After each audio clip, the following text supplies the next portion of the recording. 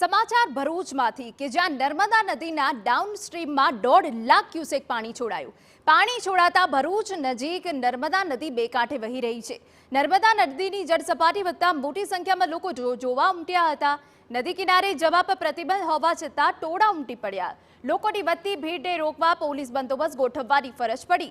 સતર્કતાના ભાગરૂપે કાંઠા વિસ્તારોમાં એલર્ટ અપાયું છે.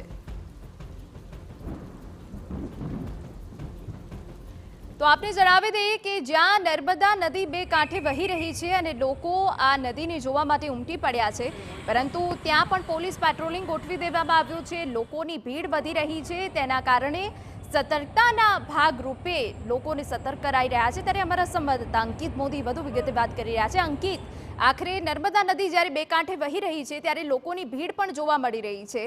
લોકોની ભીડને નિયંત્રણમાં કરવા, સતર્ક કરવા માટે શું તંત્ર એક્શનમાં આવ્યું છે?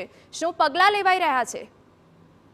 જી ચોક્કસ, જે પ્રકારે નર્મદામાં 1.5 લાખ ક્યુસેક જેટલું ડાઉનસ્ટ્રીમમાં પાણી છોડવામાં આવી રહ્યું છે, તેની સાથે લોકો પણ નર્મદા નદીનું આ સ્વરૂપ જોવા, બે કાંઠી વહેતી નર્મદાને જોવા માટે એકત્રિત થઈ રહ્યા છે. એક તરફ આ જોખમી બાબત હોવાથી અગાઉથી જ તંત્ર દ્વારા જાહેરનામું બહાર પાડી અને કોઈ પણ વ્યક્તિને નર્મદા કિનારે ન જવા માટે સૂચના આપવામાં આવી હતી અને પ્રતિબંધો જાહેર કરાયા હતા. છતાં પણ લોકો જોખમ લઈ અને નર્મદા કિનારે પહોંચતા પોલીસ તંત્ર દ્વારા તમામ લોકોને ખસેડવાની કામગીરી શરૂ કરાઈ છે. સાથે સાથે ભરૂચના નર્મદા મૈયા બ્રિજ અને અંકલેશ્વર અને ભરૂચ નર્મદા કાંઠે પોલીસ બંદોબસ્ત પણ ગોઠવવામાં આવ્યો છે. જી બિલકુલ આભાર. તો નર્મદા નદીની જળ સપાટી વધતા મોટી સંખ્યામાં નદીને જોવા માટે લોકો ઉમટી પડ્યા છે, પરંતુ નદી કિનારે પોલીસ પેટ્રોલિંગ દ્વારા લોકોને સતર્ક કરવામાં આવી રહ્યા છે.